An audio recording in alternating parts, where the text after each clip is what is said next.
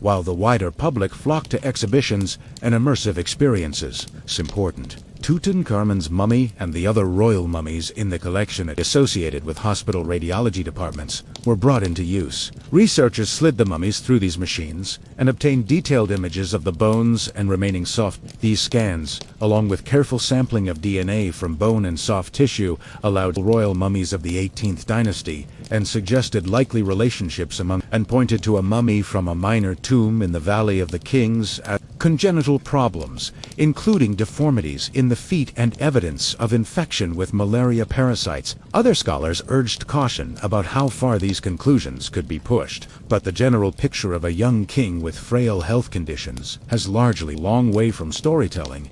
It is worth remembering that every culture tries to use the tools at hand to get closer to the past, where Carter wielded a candle and a notebook.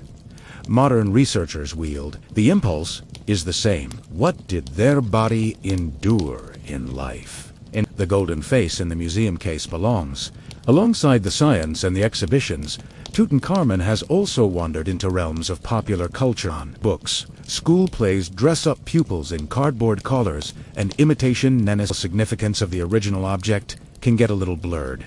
Museums have learned to navigate this mixture of reverence and playfulness with varying degrees of good humor. On the other, they know that visitors often arrive with walls are painted in deep colors that make gold. Lighting is arranged so that the mask appears to float in soft darkness. Audio guides murmur in multiple languages, then gently explain why real hieroglyphs are a great deal more. Tutankhamun, whose short life was spent in palaces, and when his objects travel, they are greeted by presidents. Television cameras capture reactions from first-night audiences. Stays. Articles appear asking whether the money and attention lavished on the past or on present problems. Heritage is never just about objects, but also about priorities. The Old Egyptian Museum in central Cairo, a collection in the manner that modern conservation standards recommend. Construction began in the 2000s, paused during political. At last, in the autumn of 2025, the long-awaited Grand Egyptian Museum. Reporters described a vast modern structure with carefully planned exhibition halls. Among its main attractions, and designed specifically for them, every item to be transferred had to be assessed, stabilized, and packed. Routes were planned so that objects could travel from the golden mask traveled under a level of protection, usually reserved for high-level dignitaries, accompanied by conservators who watched every step and bump, was safely installed in its new home. Through the Tutankhamun halls at the Grand Egyptian Museum walk, down a sequence of rooms that try to echo in a very loose and comfortable way the structure of the tomb. Instead of cramped spaces and low ceilings, there are wide, dimly lit galleries. Cases display shrines, chariots, beds, jewelry, and everyday objects arranged in a way that lets people see the care that went into each piece. The mask rests in its climate-controlled case, no longer buried beneath layers of stone and gold, but still surrounded by the same items that once kept it company, and also quite moving about the sight of modern crowds standing where they are told, keeping a respectful distance and raising small, glowing rectangles to capture an image of that face. Social media fills with selfies and snapshots, small digital echoes of a golden object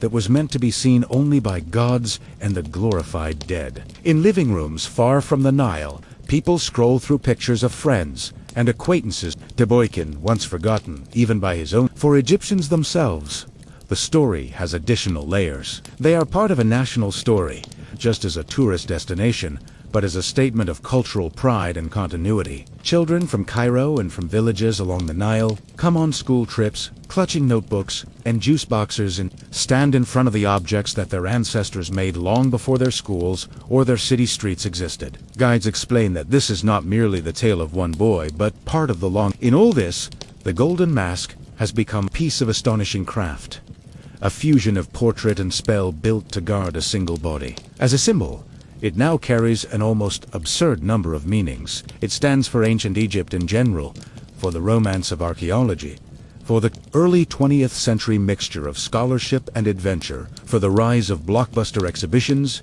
for the power of scientific analysis, and for the constant tug-of-war between. Somewhere behind the glass, if one is inclined to imagine such things, There is still the shadow of the quiet young man who wore the mask only once on the day his body was wrapped and laid within. He did not ask to become the best-known pharaoh in school curriculums, yet without him, and story of archaeology would be shorter, and our mental picture of ancient Egypt.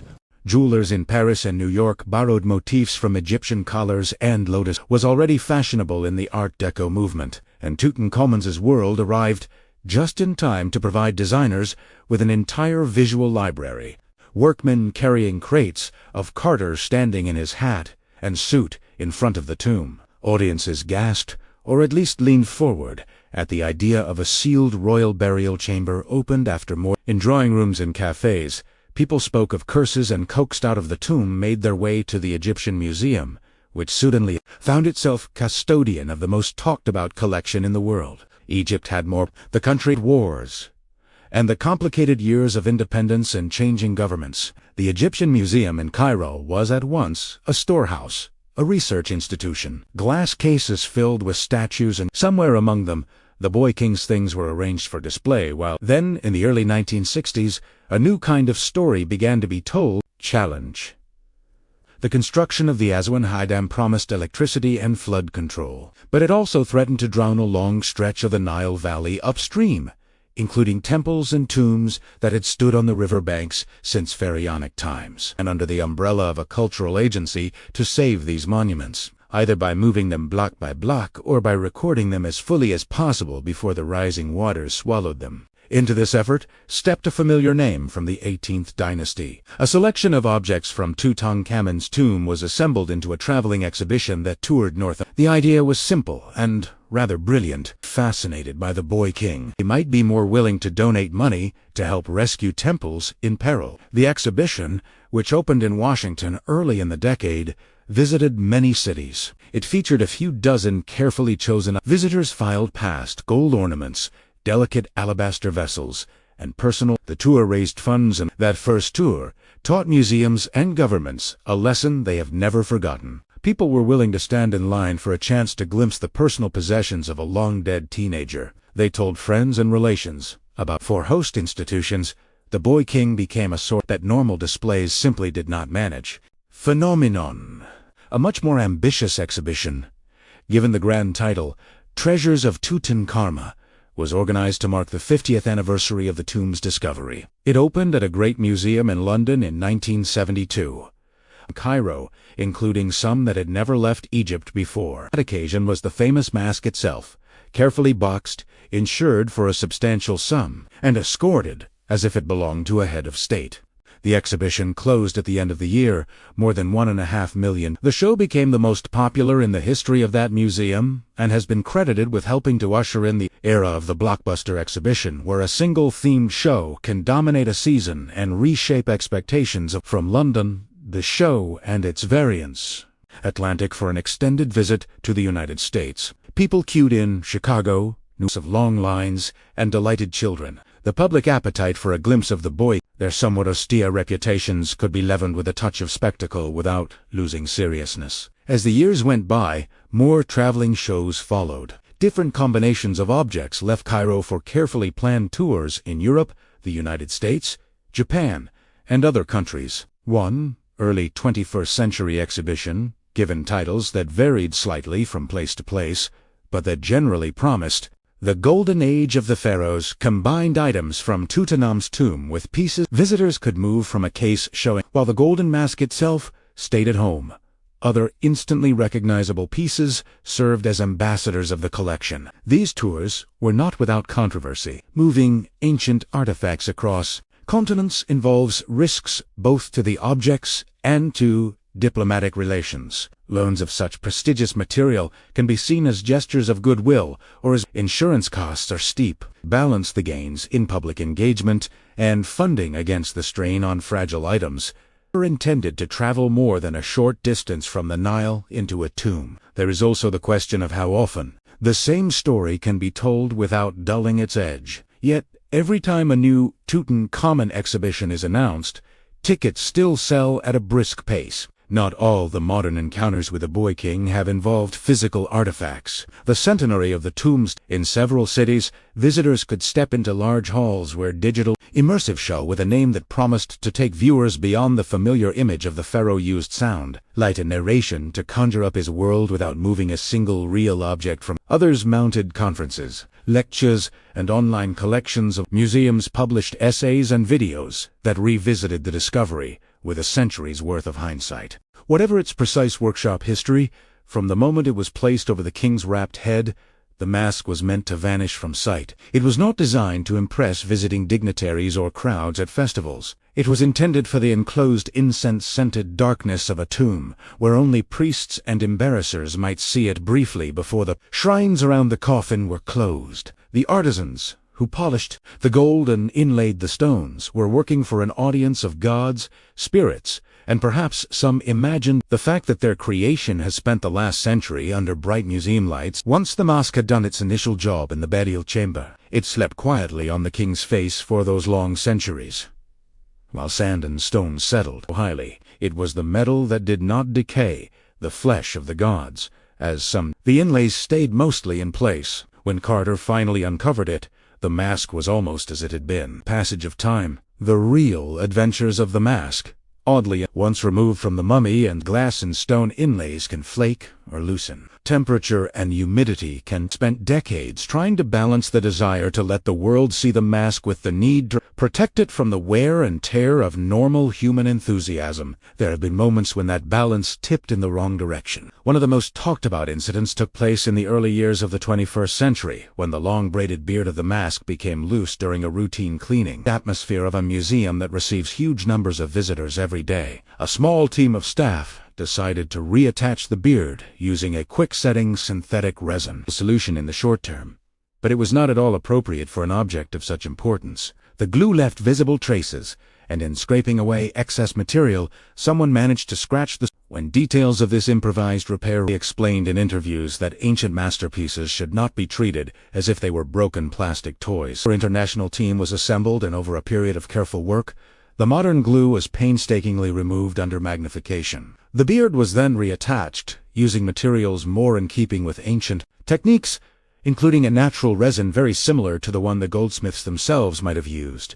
Several people involved in the original mistake faced disciplinary action. The mask itself, it should be said, bore this small drama with its usual calm expression. Other rumors have swirled around during periods of political upheaval in Egypt. Carmen's treasures were safe. Officials issued statements, sometimes standing right next to the mask in question, to reassure the public that it had not been stolen or smuggled abroad. The idea that such an iconic object could simply vanish struck many people as unthinkable. Cases where war and chaos have made unthinkable things happen. Good planning and a strong sense of cultural pride have so far kept the mask standing in front of it today in its summa. Others are struck by the sense of presence that the face still has across. It is not exactly a portrait in the modern sense, nor is it. It sits somewhere in between. Children press their noses against the glass. In the details, pointing to the snake and vulture on the brow, tracing the lines of the collar with their fingers, hovering a respectful inch from the surface. It is a point of entry into each component has a story. The lapis lazuli tells. The techniques used to shape and join the metals reveal a tradition of goldsmithing that had been refined over many generations. The language of the inscriptions links even the choice to include. It is tempting to see the mask as the definitive image of ancient Egypt, to let it stand in for pyramids, temples, scribes, and farmers, for gods, goddesses, and ordinary worries about the harvest. Of course, no single object, the civilization that produced this work of astonishing beauty, and the occasional note from a workman complaining about sore feet. Yet, there is something fitting about the fact that when many people think of the whole long story of the Nile Valley, they pictured not a great stone monument, but a human face, fashioned by unknown hands, for a boy who lived briefly and then lay still for a very long time. There is an old photograph from the 1920s that shows a queue outside a museum in London. People in hats and good coats stand patiently in the drizzle, waiting to shuffle past a display case that contains, among other things, a certain golden face from the Nile Valley. It is a curious thing to see because none of the people in the photograph would have recognized the name Tutankh as a schoolchild staple. For them, this was new. A boy king who had ruled for only a short while and then been erased from official memory had suddenly become, through the combined efforts of an archaeologist, a nobleman, and a great deal of newsprint. Discovery in 1922 was a local affair in the sense that the tomb itself was of the international press who could afford the journey. Newspapers ran breathless stories about a treasure room filled with gold. Cartoonists drew little pharaohs on editorial pages. The mask does not glitter wildly. Gold has a soft. The features are calm and symmetrical. The ears are pierced. For Carter and his colleagues, used to seeing kings, it was a Tutan's mask is not large by the standards of monumental art. That is still a great deal of gold, especially once Swan remembers that this joined. The ancient goldsmiths who made it did not simply pour molten metal, and they took flat pieces of high-carat gold, soldered them together so neatly that the joins are hard to see without modern. The face and torso are of a slightly to the polished surface. Modern tests have shown that the metal there has a different mix of elements than the gold. That suggests that the craftsman deliberately used in a workshop somewhere in Thebes, or the commission sat for months or years, tapping away at sheets of metal. To gold on its own, though, was not enough. The striped headcloth is inlaid with lapis lazuli. The eyebrows and the cosmetic lines around the eyes are set. The whites of the eyes are made from polished quartz, with pupils of dark stone. The collar that spreads over the chest is inlaid with small rectangles of patient mosaic. Hawks' heads form the terminals of the collar, their eyes and up on the brow of the mask, just above cobra, the other a vulture, an entire political statement in miniature. The cobra represents the goddess of Lower Egypt, the vulture, together they declare that the wearer of the mask, even in death the king, is not allowed to. The long braided beard that extends from the chin is another important signal. It is not a realistic representation of Tutankhamun's own facial hair. Egyptian, the beard on the mask is God's. It tells the attentive viewer, which in this case originally meant the enrolled among divine company. He has joined the club, rarely and only with elaborate precautions. There would be more to see. On the back and shoulders, the rear of the headdress shows the same careful striping. Along the back and on the underside of the collar, there runs a band of hieroglyphic writing. It is a protective spell, a piece of religious. It calls upon various gods to guard the head and shoulders of the king, to keep away harm, to guide his steps in the world beyond. This combination of portrait and prayer is what makes the mask such an interesting object. It is not a simple likeness, nor is it merely a written. It is both fused together in metal and stone. For the Egyptians, the point of contact with the world, carefully made and protected. Parts of the king which they divided into different aspects, with names like Ka and Ba, to return to the body and to recognize it properly. At the same time, around it, the craftsmen were turning the king into something more than he had been in life. Other people in Egypt were buried with masks as well, though very few on this. Nobles and wealthy officials sometimes had cartoonage masks made from layers of linen, gesso, painted with their features, and with bright collars. These could be quite beautiful in their own right. What sets? Even with queens and with young members of the royal family, than with mature male. Debates about whether some parts of it might have been adapted from an object made originally for a royal woman. That idea that the mask was perhaps not entirely bespoke for Tutankhamun's strength, when close inspection revealed a few oddities in the inscriptions. The cuts on the shoulders carry the king's throne name and birth name. Carefully around them, the text runs in clear vertical columns. Yet, in one place, there are signs that an earlier name may have been altered. There are also slight differences in style. Some scholars have suggested that an older mask, perhaps made for someone like the mysterious royal woman we call Nifanuatan, was modified in a hurry for Tutan's unexpected funeral. Others are not. Modern scientific tools have joined this debate in typically dry fashion. Specialists have taken miniature samples of gold from unobtrusive spots and analyzed them to see what other elements are mixed in. They have shown beams of would have delighted any ancient priest. These tests show that the gold in the face area differs slightly in composition from that in the headdress and back. The solder lines where pieces were joined become more visible under certain light. None of this proves the recycling theory beyond doubt. But it does confirm that the mask is not a simple one-piece affair. This was a wise decision. It meant that when eventually they did step into the burial chamber, there would be room to maneuver and a better understanding of what to expect. Patience is not always rewarded in archaeology, but in this case, it certainly was. When work finally moved on to the burial chamber and its attached side rooms, the scale of the find became even clearer. In the center of the painted room stood a large gilded wooden shrine, then like an enormous set of ceremonial. Within the innermost shrine was the stone sarcophagus. The process of dismantling these layers took. Each piece had to be recorded, disassembled, conserved, and removed in order. A process slightly reminiscent of taking apart a very delicate The world beyond the valley watched all this with increasing excitement. Magazines ran long, illustrated features. The story of a forgotten boy king whose tomb had lain almost. The timing helped. And glamorous mysteries. Tutankhamun arrived on the front pages as if on cue, bringing with him golden coffins, elegant statues, and an air of something older and stranger than anything in the imagination. In particular was the death of Lord Carnarvon. In April 1923, tomb, and then had died suddenly, was not lost on newspaper writers or readers. Ancient Egyptian inscriptions sometimes speak of dire fates awaiting those who disturbed the resting places of the dead, and this was more than enough for those inclined to see a pattern. In reality, there was no special curse written on the walls of Tutankhamun's tomb. The texts there are standard magical and religious formula meant to guide and protect the king rather than. Carnarvon's death was tragic, but entirely in keeping with the infections killed wealthy peers and poor lived to quite advanced ages. Carter himself survived until 1939. The details of the discovery and stone of the valley remained imperturbably indifferent.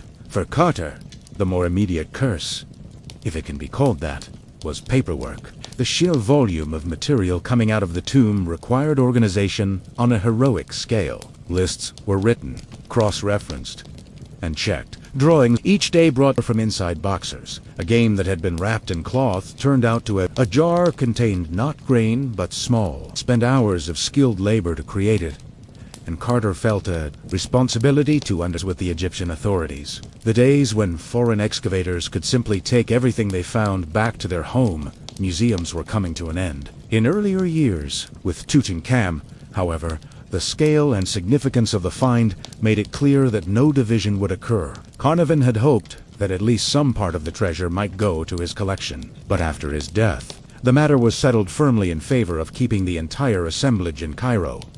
The work of clearing the tomb and studying its contents stretched on through most of the 1920s. By the time the last chamber had been emptied and the final objects moved, Carter and his team had created an enormous archive of notes and photographs. Thousands of artifacts had been stabilized and transported in a fashion that would make modern conservators weak. Resins that held it to the coffin involved cutting bandages and lifting. Yet even this rough handling for the Egyptian Museum in Cairo was transformative. Cases and galleries were reshaped to display the most impressive pieces. Visitors could now stand face to face with statues that had never been meant to leave a royal tomb, admire revelry that had lain on the chest of a king, and marvel at household items that looked surprisingly fresh. In this, it was a golden face with serene features, inlaid eyes, and a headdress striped with blue. When the mask of Tutankhamun was finally displayed to the public, it became almost overnight the emblem of the entire discovery. Tomb, once the center of such feverish activity, returned to a kind of silence. The stairway remained, and visitors were now escorted down to see the painted burial chamber. But the great crowds, the valley kept its cliffs and its heat, and its thanks to Carnarvon and a great many anonymous laborers, Tutankhamun had emerged from the dark into the bright and often noisy attention of the modern world. There is a moment in the long, slow, something much more personal. The resin dark wrappings are cut, and the face that the ancient embalmers meant for the gods alone is revealed. Men by the dozen, shrines stacked like enormous gilded cupboards, chariots, thrones, and boxers. Yet nothing quite prepared them for the sight of the mask. The nest of coffins that held the king was like a set of increasingly luxurious shells. The inner coffin, made of solid gold, was stuck fast to the wrappings by hardened resins that had been poured over the mummy in generous amounts. Separating them required patience, determination, and it must be said, rather more force than modern conservators would use. Gradually, however, the wrappings at the head could be peeled back. And there it was, the golden face that had rested in darkness for more than 3 millennia. It is easy in an age of photography and global exhibitions to forget how astonishing that first glimpse must have been. One of those names was Tutankhamun, who had turned up in the valley, mostly in the tomb of another king, which implied that somewhere nearby his own burial ought to exist. But the valley floor was cluttered with debris from earlier digs, builders, huts, spoiled heaps, and the random rubble of centuries. Anything that had been thoroughly buried, someone would have to move a great deal of unpromising stone. Carter was precisely the sort of man to do that. Old maps were studied. Surfaces were marked ruble one basket at a time. Slopes and hollows, revealing familiar tomb entrances, ancient workmen's huts, each find had to be recorded and considered. By 1922, Carnarvon had spent a fortune on this slow process, and his patience was beginning to sound rather like a bank balance nearing its limit. Concession was due to expire. Many other archaeologists thought the valley had yielded everything worth having. Carter, important. It was a natural hollow that had been used as a convenient dumping. He had a hunch that the builders of the final season was granted almost as a last favor. Set up his camp and began once more to clear away the sun-baked piles of stone. In early November, the men reached a staircase rather than from natural erosion. It's hardly proof of anything, but it was enough to make Carter wire Carnarvon to. Over the next days, the workmen cleared. The plaster was stamped with seals that bore the coiled figure of a royal guardian, a jackal above 9 bound captives, and more importantly, cartoons of a name. The name inside the oval signs was familiar. All the patience, all the dusty seasons had led to this little door in the rock. On the afternoon of the 26th of November, 1922, with Carnarvon and a small group present, Carter had a narrow hole cut in the upper corner of the sealed doorway. The air that rushed out had been trapped there since craftsmen had finished their work more than 3,000 years before.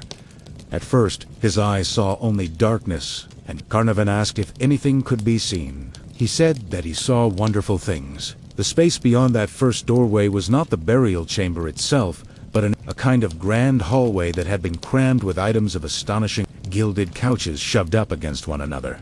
Great chests, shrines, stools, baskets, and statues all jumbled together as if a number of furniture vans had arrived at once, and their drivers had been told to hurry. Nothing, almost every surface, seemed to glint. What is easy to forget in the neat retelling is that nothing was touched immediately. The opening of the first sealed door was the archaeological equivalent of discovering a loaded treasure chest, then deciding to shut the lid again and carefully photograph the hinges. Carter knew that one clumsy move could destroy fragile objects or disturb the layers of evidence, so the small breach in the guards were posted and plans were made. Newspapers had already begun to mention the discovery, and the valley, once quiet. Managing all of this while trying to fully, over the next several months, the antechamber was recorded and cleared. Harry Burton, the expedition photographer, took a series of famous black and white images that showed in those photographs, chairs and statues stare ahead with fixed and worked with heavy cameras on tripods using long exposures and portable lamps.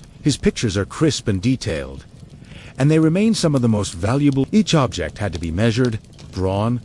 Conservators applied gentle bandages, and room is no guarantee of perfect preservation. Temperature changes, ancient insects, and the simple frailty of materials would all have taken it. When an item was ready, it was carried out of the tomb in a carefully arranged procession and taken to a laboratory space nearby.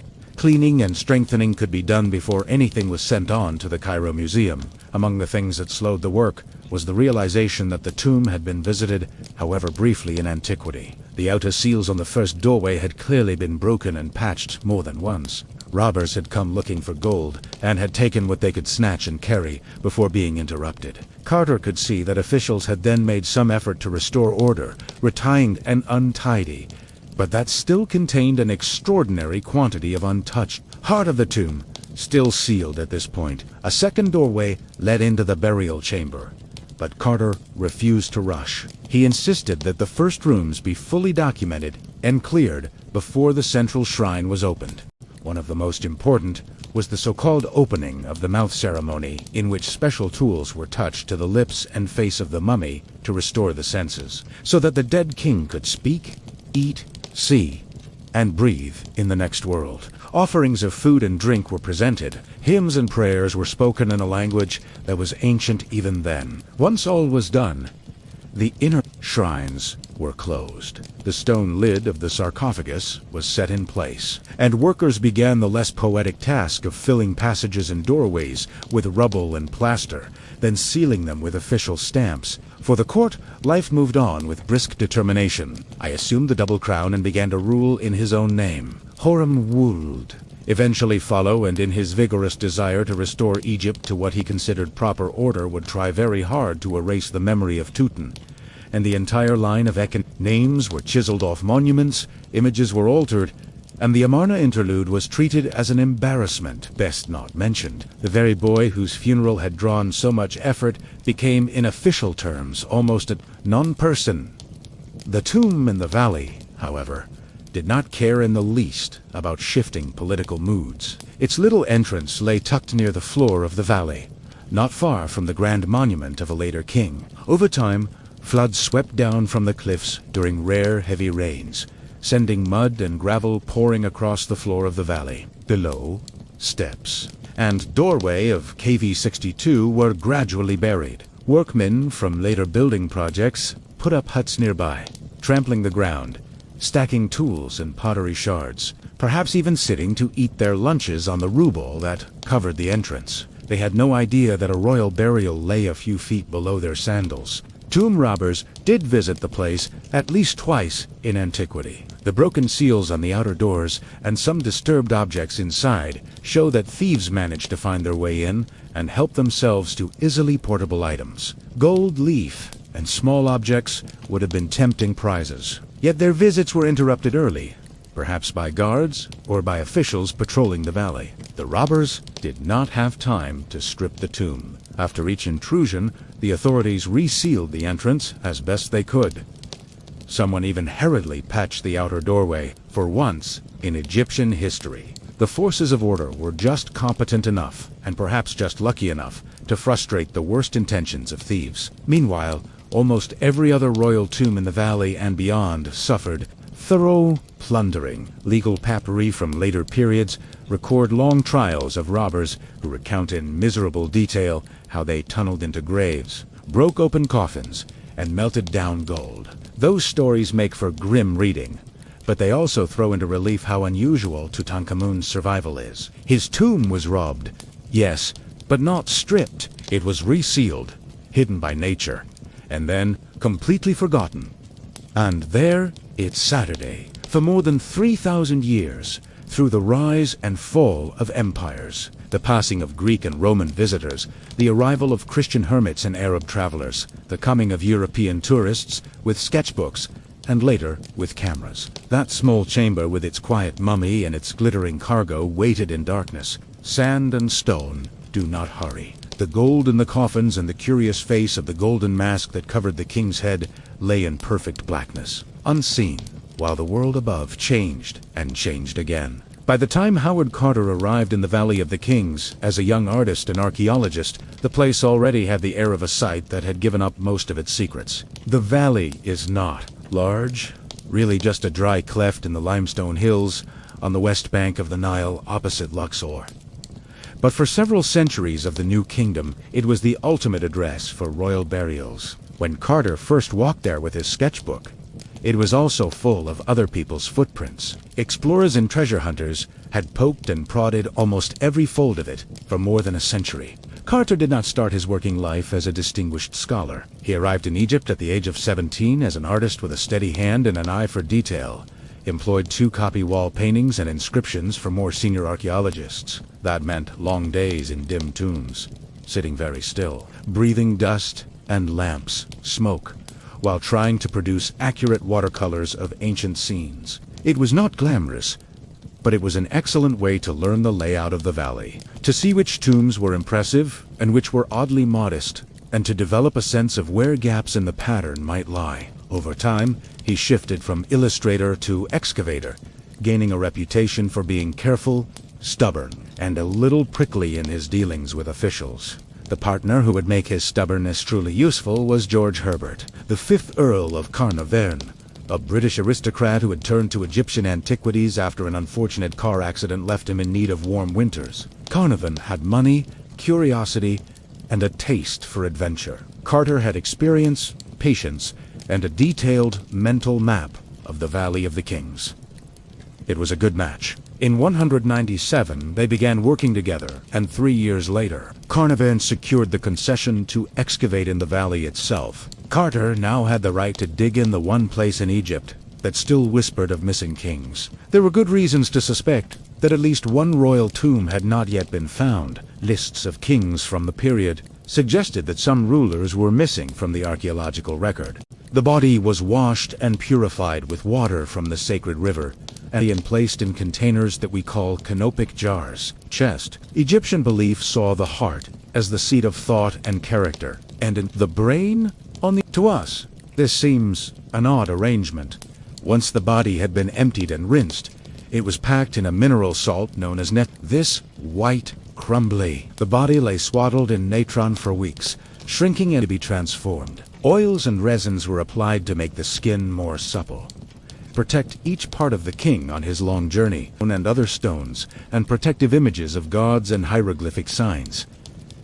Protected the bones. The Ambalas were not merely preserving the body as a physical thing. They were were hard at work on the next problem, which was where to place the finished mummy. This place, now known as the Valley of the Kings, was chosen in part instead of huge pyramids that advertised the presence of treasure from miles or the entrances, and trust that the desert and the gods would do the rest. Away in the valley for years, extending corridors and chambers, carving and painting walls, and generally ensuring that when the inevitable end came, in Tutankhamun's case, there is good reason to think that the tomb where he finally ended up was not originally planned for him at all, but had been begun for a different member of the royal family. Are modest, compared with the grand corridors of some neighbors, and there are signs that changes were made. It consists of a short descending passage, a small a side annex, that is all. Compact apartment at the quiet end of the row. Required a surprising amount of work to make ready in time. The chamber had to be plastered and painted with scenes suitable for a royal. The sarcophagus, a great box of stone, had to be brought. Gilded wooden shrines that nest around each other, like gigantic ceremonial coffins, had to be assembled around the place where the actual mummy would lie. All of this in one section shows the dead ruler and quietly points to the succession procession, with figures pulling a sled that carries the mummy. Somewhat simplified compared with more lavish tombs, and there are places where earlier versions, hinting that original plans were adjusted as events overtook the artists. It is as if decorators were told halfway through a job to change not only the color scheme but the name on the door, and to do it before the banquet guests arrived.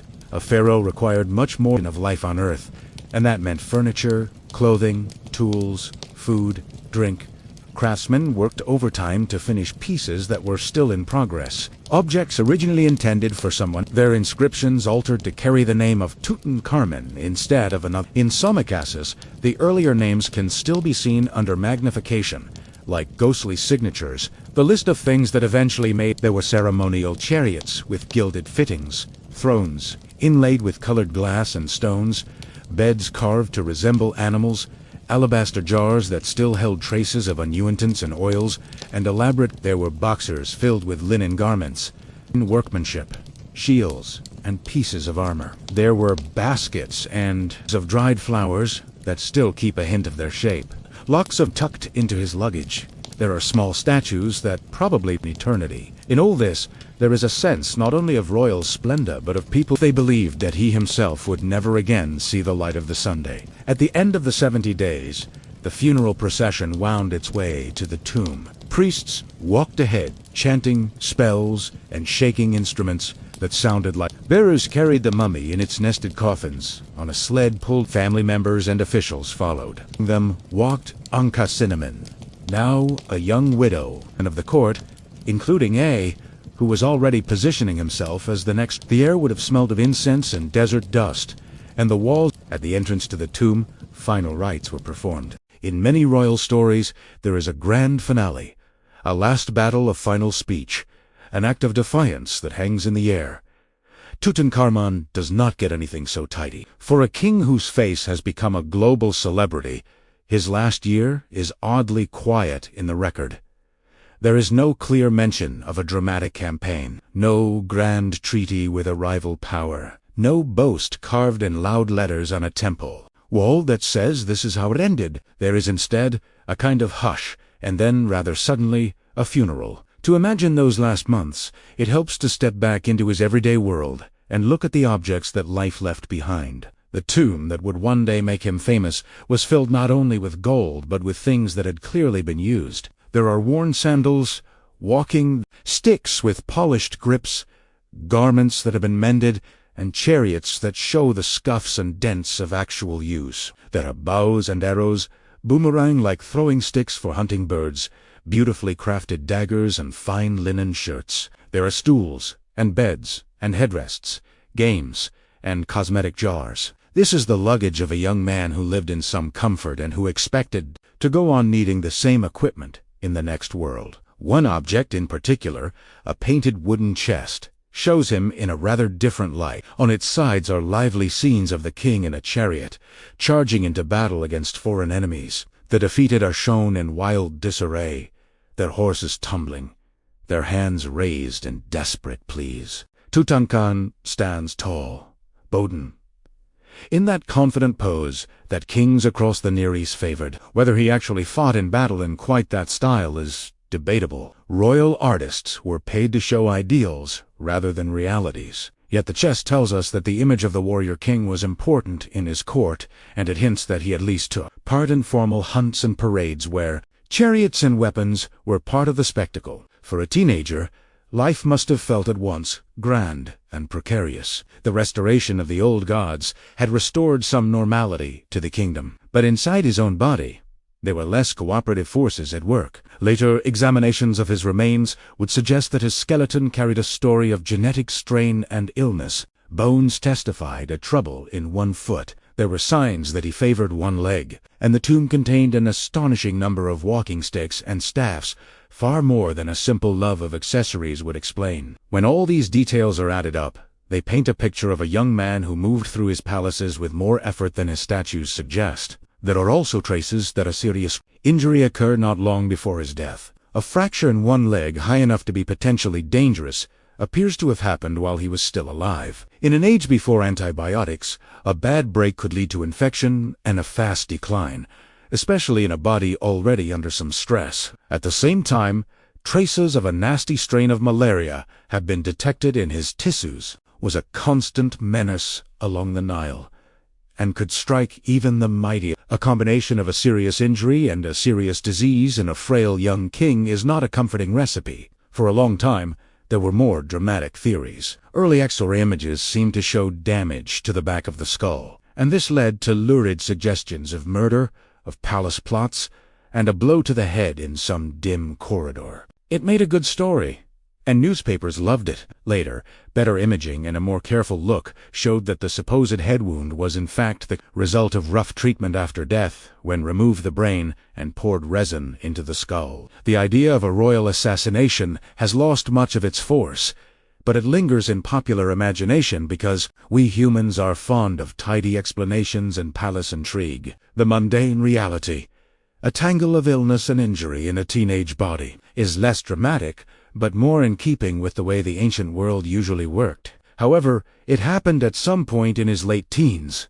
Tutankhamun died. Royal household would have been thrown into an extremely practical kind of panic. A dead king in Egypt was not just a family tragedy and a constitutional crisis. It was a challenge for embalmerous priests and administrators who had a limited time to turn a royal corpse into a fully equipped inhabitant of the afterlife. The ideal span of mummification was 70 days, a number some scholars link with the cycle of certain bright stars that vanish and reappear in the sky. Whatever the deeper symbolism, the practical result was that a great deal had to be organized in rather a hurry. The first step was to transfer the body into the care of him. These were specialists who knew exactly what to do with royal remains.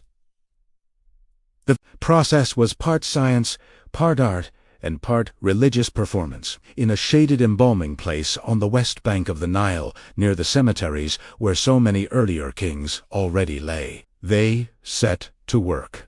From the point of view of the young monarch, the years of restoration must have been bewildering and heady. There were endless ceremonies. He would be led into the presence of statues garlanded with flowers to present offerings that had been carefully arranged on trays. He would ride in processions, standing in a chariot while crowds shouted blessings. He would be taught the correct phrases to say on each occasion, the correct way to hold the scepter and the flail, the proper order in which to honor the gods. There were foreign envoys to receive, gifts to accept, formal banquets where everyone watched his expression closely, hoping for signs of favor. At some point in these early years, he married. His bride was Ankhesenamun, a girl who had grown up in the same palace world, a daughter of Akhenaten and likely of Nef. The two were close in age and shared the odd experience of being raised in a religious experiment that was now being carefully dismantled around them. Marriage within the royal family was standard practice meant to keep the divine blood uncluttered by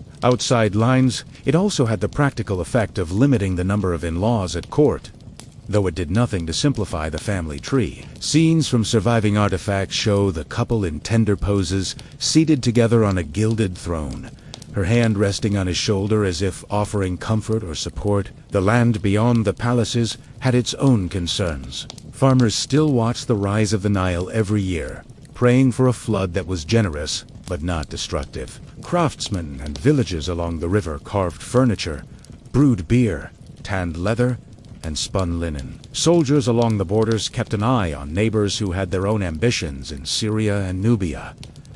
For them, the fine distinctions between Atan and Amun mattered less than whether the temples were open. The festivals came on schedule, and the royal storehouses were full enough to provide grain in lean years. Word would have spread slowly that the king favored the old gods again. Travelers carried stories along the Nile.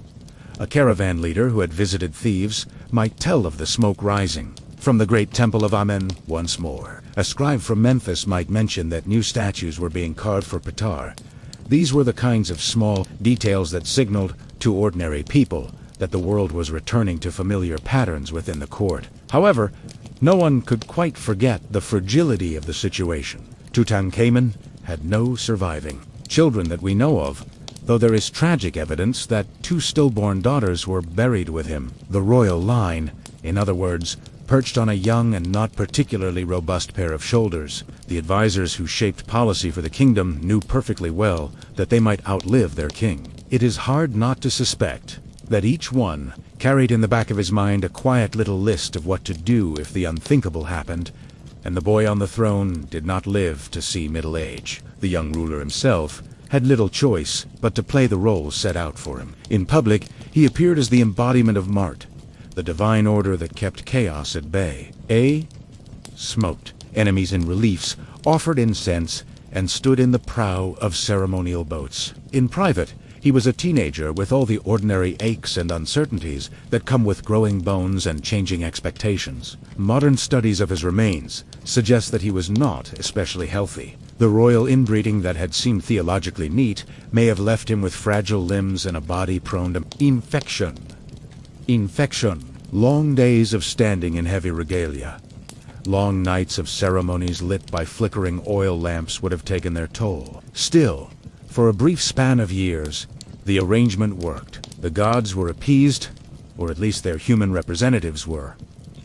The temples thrummed with life again. The sun still rose for those who clung to, but now it did so as part of a wider cast of divine characters rather than as a lone star. Tutankhamun's name was carved on walls from Nubia in the south to the edges of Syria in the north. He was pharaoh in every formal sense, even if the decisions were often made by older men whose names would one day appear only in footnotes, in a way that neither he nor his advisors could possibly have suspected. This brief moment of restoration would fix his memory in stone and gold. The works commissioned in his name, the statues, reliefs, and objects marked with his cartoon would one day help archaeologists piece together his story. For now, though, they were simply part of the effort to convince gods and people alike that Egypt was stable, pious, and firmly back on track.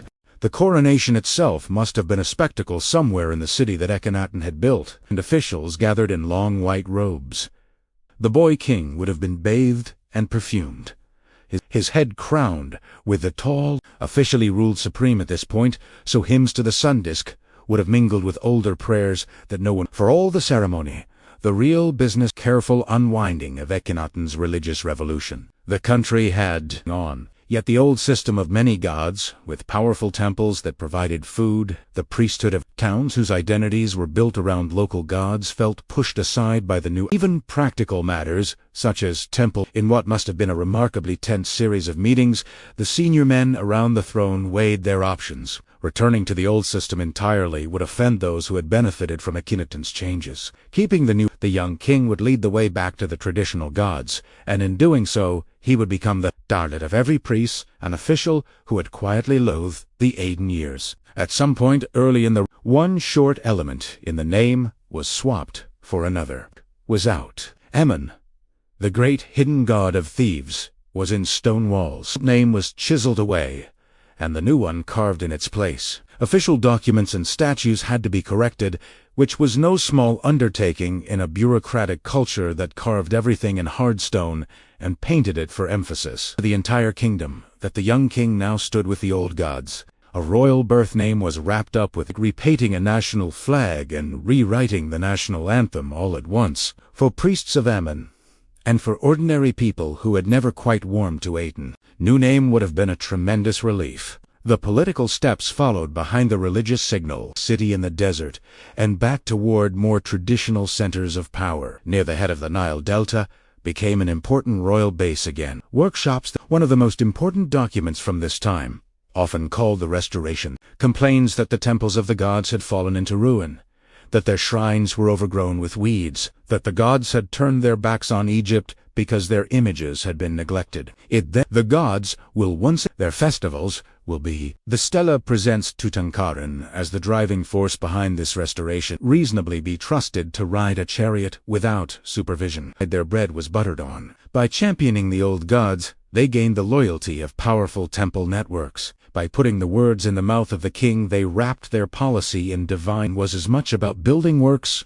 as it was about theology. Stone speaks loudly. At Karnak, the vast temple complex at Thebes, Tutankhamun had his as building blocks, turned inward where no one could see them. King participating in rituals, sometimes with features that still carry a hint of. These projects served several purposes at once. They brought employment to laborers, artisans, and scribes, pious and generous. They also gave the regime something to show foreign envoys. Few things say. The city of his childhood was Akhenaten, a fresh experiment of stone and plaster raised on a bend of the Nile in Middle Egypt. Akhenaten had picked a previously unused stretch of desert, declared that the Uten had chosen it, and ordered a new capital to rise there. Boundary dili were carved into the cliffs, announcing the divine choice, and in an astonishingly short time, a royal city appeared. There were palaces with airy courtyards, long columned halls painted in bright colors, gardens with pools and shade trees, and temples with their roofs left open so that the sun god could shine directly onto the offerings. For a small boy in that setting, life would have been a mixture of strict routine and sensory overload. Mornings began with the bustle of servants, the smell of baking bread, and the muted clatter of pottery. Tutors would arrive with wooden boards and pallets, ready to teach the arts of reading and writing, although a prince of that rank was far more likely to dictate than to labor over reed pens. Lessons would have covered more than letters and numbers. There were formal poses to learn for ceremonies, the correct angle of a bow to elders of various ranks, the proper way to approach a shrine, and the names and titles of an extended family that doubled as a roster of living gods. Play was part of the picture as well. Objects from Tutankhamun's tomb include small model animals throwing sticks that functioned like ancient hunting toys and several board games. One of these Senate was immensely popular in Egypt. Pieces were moved along a track of squares according to the throw of casting sticks, a pastime that also carried a symbolic meaning as the journey of the soul through the afterlife. It is easy to picture a royal child crouched over a Senate board, delighted at sending another piece back to the start, while somewhere nearby, a scribe quietly noted down a decree that would affect an entire province. Beyond the nursery walls, adults wrestled with far heavier matters. Akhenaten's religious policies had appended a system that had worked more or less for generations. Temples dedicated to gods, such as Amun and Pater, saw their income diverted and their staff reduced. Statues were altered, moved, or hidden. Priests who had enjoyed a snug existence found themselves sidelined in favor of new officials devoted to Aeon. In the great new temples of the sun disk, food and drink were piled high on open-air altars, while hymns praised a god who was now treated as the direct source of every breath. For Tutankhamun, none of this would have been framed in terms of ideology or policy. The sun blazed down on Akhenaten. Whether one or many gods were in fashion, the boy would have seen his father and mother stand in shafts of light, arms raised in reverence, while the carved rays of Eden reached down to touch their faces. To a child in that environment, that was simply how the world was arranged. Yet further down the social ladder, people still muttered the old prayers to Amun and Osiris, still kept small household statues of familiar gods in quiet corners. Beneath the official brightness, a layer of unease persisted. Art from this period gives a strangely intimate look at palace life. The Amarna style, as it is now called, shows the royal family in elongated, almost fluid forms with narrow faces and soft, rounded bodies. Scenes portray Akhenaten and Nefertiti in relaxed moments with their daughters, feeding them morsels of food or holding them on their laps. Somewhere among the damaged and fragmentary scenes, a small boy may once have appeared, perhaps close to his mother or a nurse. If Tutankhamun was painted there, the pigments have faded or the plaster has fallen away in just the wrong places. What survives are tantalizing hints of a household where the future king grew up under a very strange and very bright experiment in religion and power. In the end, the strange religious experiment that had defined Tutankhamun's childhood did not so much explode as quietly run out of breath. Akhenaten, the architect of this sun-drenched vision, grew older and more withdrawn. The bright new city, on the bend of the Nile, began to feel less like the future and more like a project that no one quite knew how to finish. Somewhere in the royal apartments, the boy who would become Tutankhamun watched elders come and go with worried faces and urgent voices. The last years of Akhenaten are blurred and full of gaps, like a wall painting that has lost its central figures. There may have been a co-ruler for a short time, perhaps a young prince named Smith, perhaps someone else entirely under a ceremonial name. Names shift, titles overlap, and the records that might once have explained it all are fragmentary. What is clear is that within a few years, the throne was left in the hands of a child. Tutankhamun, still not old enough to shave, became king of Upper and Lower Egypt. Egypt had done this before. Child kings were not unheard of, and the court had practiced the art of ruling in a young name for generations. There were instructions, so to speak, for how to surround a small boy with enough experienced adults to keep the state moving. In this case, the most important of those adults were a high official named Ai, and a military commander named Horem. Ai had served the royal family for years, and appears in inscriptions as a fatherly advisor. Horem was a soldier with an eye on foreign affairs and a firm view of Egyptian greatness. Between them, they supplied the maturity and the muscle that the thin young king did not yet possess. Hello, welcome to Channel Tonight. We are going to do one of my favorite things. We are going to take a single object and follow its story all the way back through time. Sometimes it is a stone, sometimes a statue, sometimes a scrap of writing on cracked pottery. In this case, it is something a little more dramatic. A face made of gold that has stared calmly out at the modern world from museum posters, documentaries, and school textbooks for the last 100 years. Human history is full of grand monuments and famous names, but very often it is the small personal things that end up speaking the loudest. A mask meant to cover one young man's face in the darkness of a tomb was never designed for an audience. It was made for the gods and for the journey after death. Yet somehow, this one quiet object became the symbol of an entire civilization and turned an almost forgotten boy king into the most recognizable Egyptian of them all. Tonight, we are going to wander back along that path. We will start with the wider world of ancient Egypt, with its kings and gods, and its very practical obsession with death. Then, we will close in on the short life of Tutankhamun, the hurried burial that followed, the long centuries of silence, and finally, the moment when his tomb was opened